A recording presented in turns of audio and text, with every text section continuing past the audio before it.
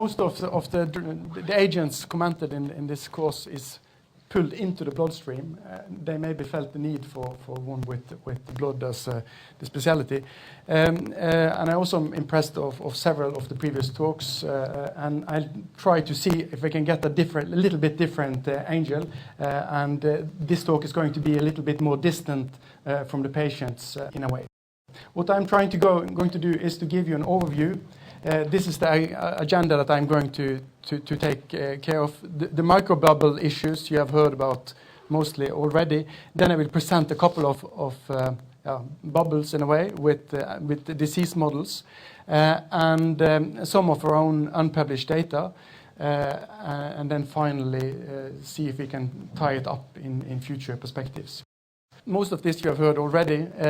You can bake different type of agent into your bubbles. It can be on the sticking on the surface. It can be embedded in the shell. It can be in a lipid outside a biocompatible material, or you have this briefly mentioned protein albumin coated bubbles that I don't think is used so much any longer. But from an experimental point of view, they might be quite interesting. What we just heard something about was how to target your bubble to a certain organ or cell type. And there are several ways that this can be done. We saw some of them presented. Some people say that maybe you can shield your ligand in some one other way and then use ultrasound to unshield it and then get it closer to the agent. But we're probably going to lose some of your agent's activity during this process. But that's options that is already there. Tinkoff has, in a way, de-lined out what is needed if we want to develop an agent. And I suppose that bracco has followed some of these rules at least. You need to have a target disease on a location site. That's obvious for most of you. A therapeutic of choice. In many cases, what people have tried when it comes to targeted therapy is to take a very immense toxic agent, for example, in cancer therapy, a very toxic agent where you only need a few molecules, and then hook that up to an antibody, for example, and get that target to your organ. So that's something that needs to be considered. Then you need to make a choice. You have to pick a microbubble, a kind of platform, armory platform that you would like to use for this. And the shell quality and core gas is something that you need to discuss. And then this one, I think, is going to be the most painful part of it, because you need to prove its action in real humans if you want to have a final approved product. If we start out with the first forced model system, you have to, on some or another stage, you need to have thought about the smallest component in your body where these agents are going to work. If you look away from proteins in extracellular matrix and in blood, that has to be cells. So if we look into the cell, and we have to think about a couple of activities. We only know a fraction about the different functions of such a cell. There is a dynamics here, that you know about the dynamics in a living body, but there is dynamics in the living cell that we know only minute about. And I think ultrasound, from that perspective, one of the strengths, as what Helge Gilja mentioned here, is the real time and the very fast acquisition time that you have in ultrasound as a modality.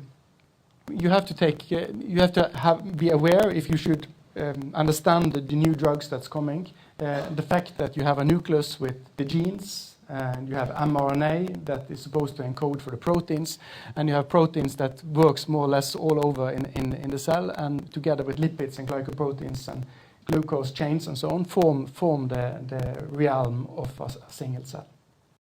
If you look under the shell of a cell membrane, it's heavily wired up. A lot of the signals go in and out of the nucleus. And here is where you have the DNA, and you have a kind of final processing before you get protein synthesis.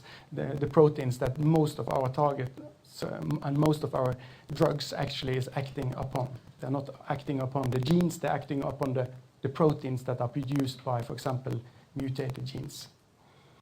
some of the proteins, let's take one example, for example, P53, which is a tumor suppressor protein. They are entangled, they are hooked up in a network, just like a spider in a spider's web, with a lot of different monitoring function and a lot of opportunities to alter and to respond in the cell.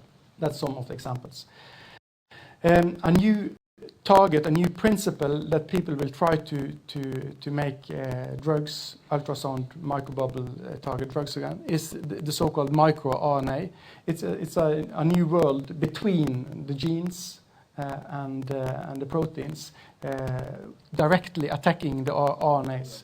So this microRNA, shRNA technology is something that specifically can alter the protein synthesis in a cell. And this is systems that are working in the cell, and it's an important part of the regulatory processes in the cells. So what happens if you provoke a cell with microbubbles?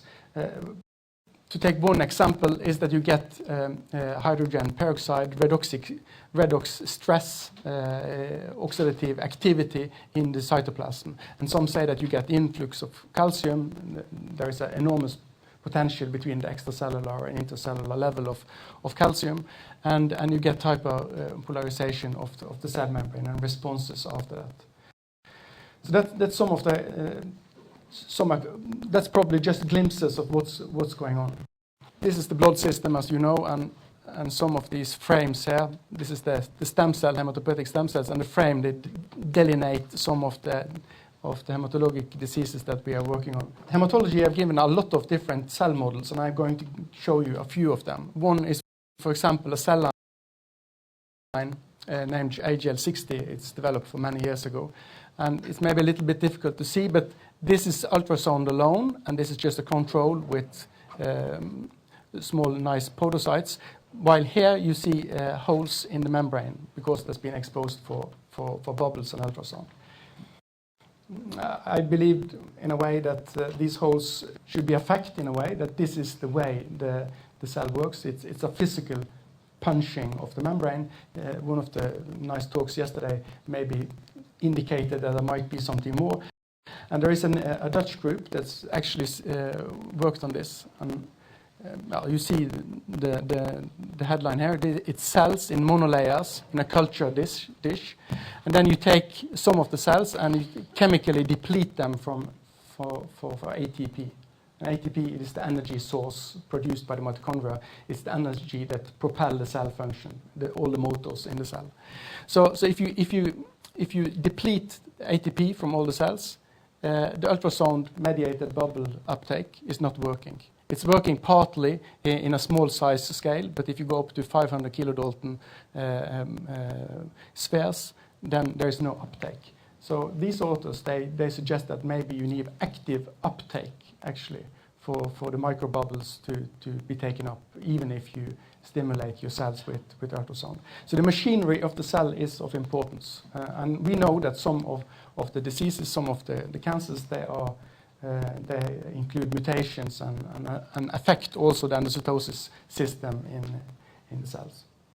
And this is another quite promising work, and I just mentioned that briefly since we saw it quite beautifully illustrated in previous talk. But these microbubbles, equipping them with antibodies that recognize molecules around in the body, that's of course a distant goal that we would like to approach. What the authors did here was actually that they labeled red blood cells, and they used they labeled it with a dye named FITC, F-I-T-C, and there is antibodies that react very efficient against the dye, and then the microbubble actually seek out the labeled red blood cells. They also injected these labeled red blood cells in a mouse, and they were able to take out a blood sample and illustrate and actually visualize the labeled cells. This is a more somewhat closer to the clinic example. What you see here is some large clumps, some rosettes of around white blood cells. That's lymphoma cells covered by microbubbles, which is seeked out with MabThera or rituximab. So it's lymphoma cells with CD20 positivity. So that's some examples that need to be translated. And how to be able to translate it? Well, they presented mouse and mouse models.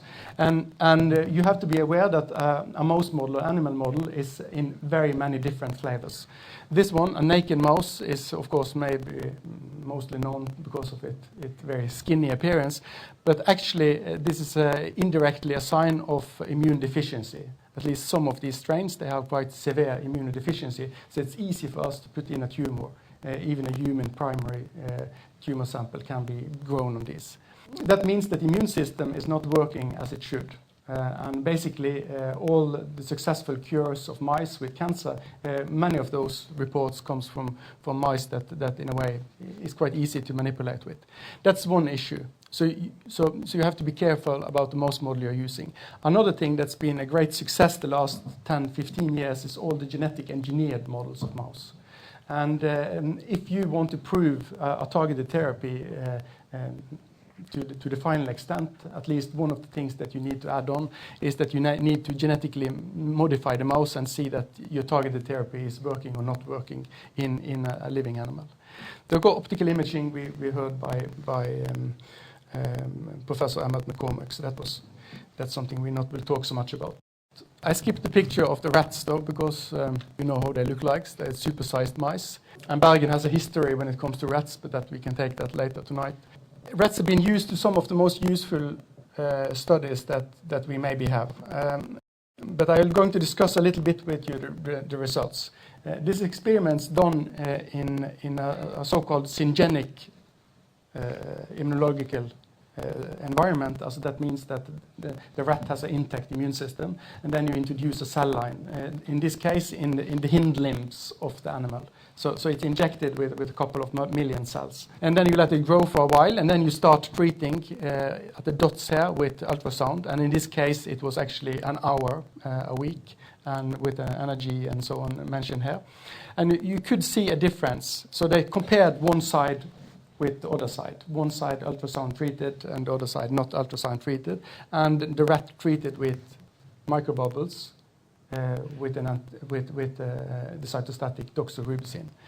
And you see that you can stop the growth, at least partially, while the other one grow. But this is just cancer growth in the tumor system, and it does not reflect survival or anything like that.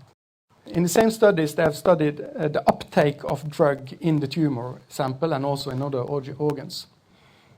And basically, it's very hard to see difference between ultrasonicated tumor and control sample.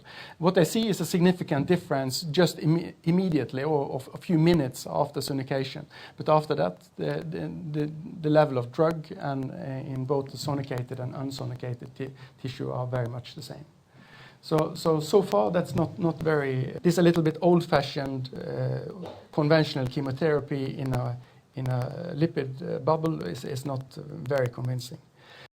We have developed or established a model that's also quite ancient model that's based on a rat named the BN, brown Norwegian rat. Of course, we are a little bit enthusiastic about that. It's difficult to see it here maybe, but a normal spleen is nicely lying along the thoracic edge here, while when it is leukemic, it maybe increased 10 times in volume, and it actually dislocates to a more central area if you look at it by MR.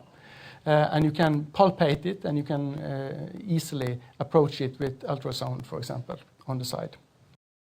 This is the view, I think, Odd Helge Gilja here made of the spleen. And this is one model that we think is a systemically more rough, rugged, solid way to approach clinical effect in the rat system.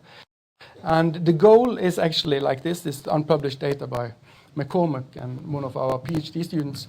It's basically saying that if you are adding a quite low toxic drug, valproic acid, as maybe some of you know, to this rat model that is very aggressive, the animal dies in around day 22. you can keep it on quite a long time. We had just to stop the experiments and then the animal died quite quickly.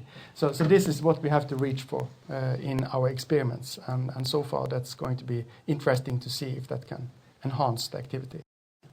Large animals we've heard a little bit about, and that's a trend, as you maybe know, in pharmaceutical developments, that they quite early start using diseased animals of a larger scale than rat and mouse.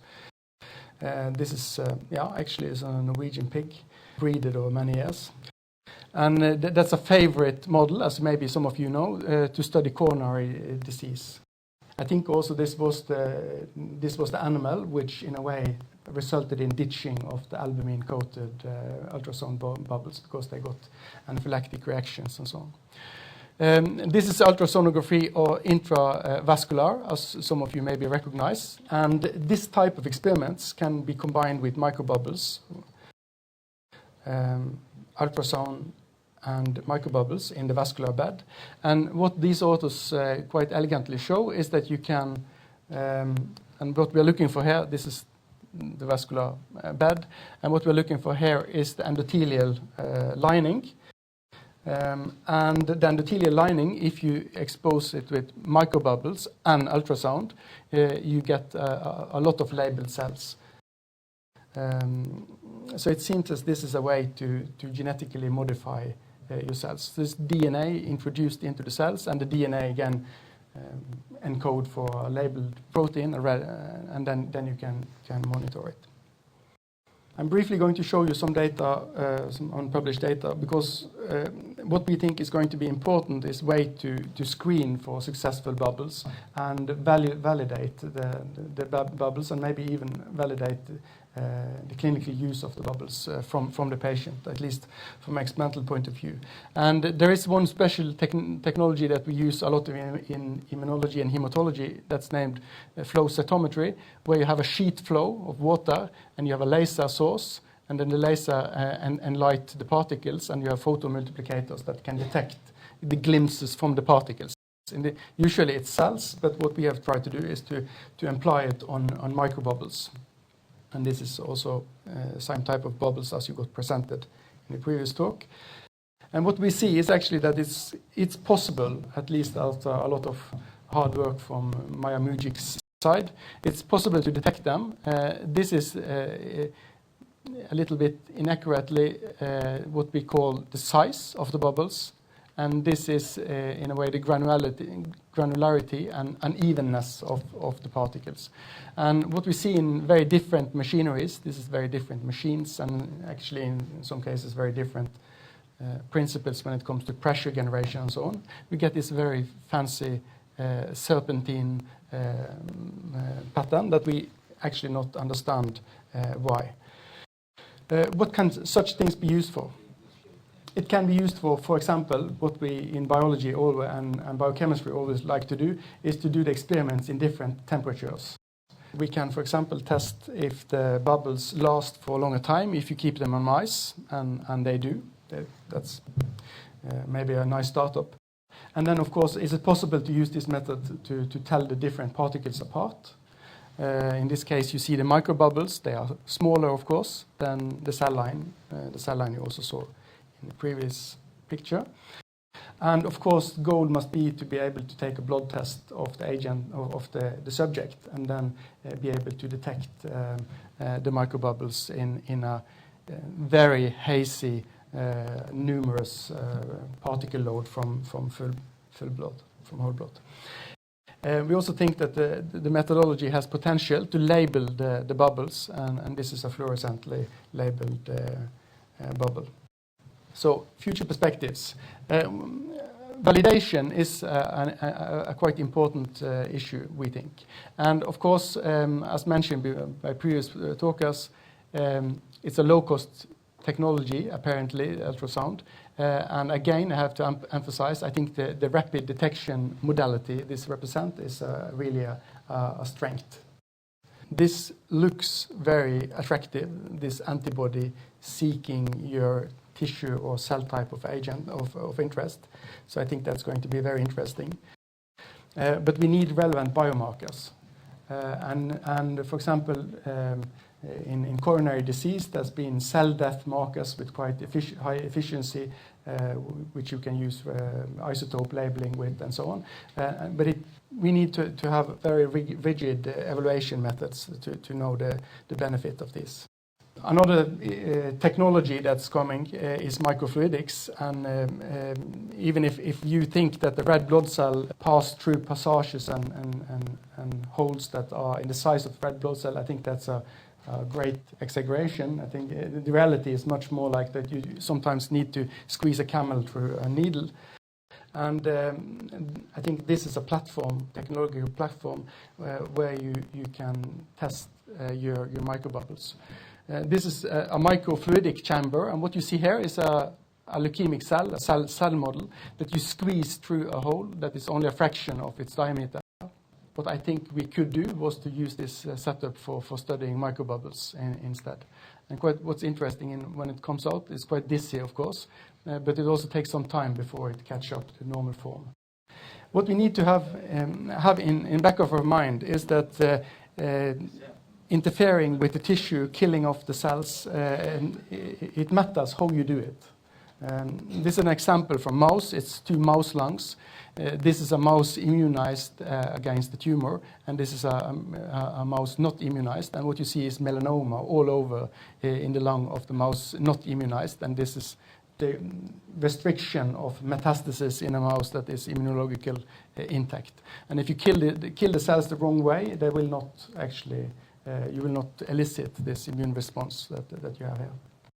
So to round up, we think we see the light somewhere, and it's between the gas and the fluid that the exciting thing happens.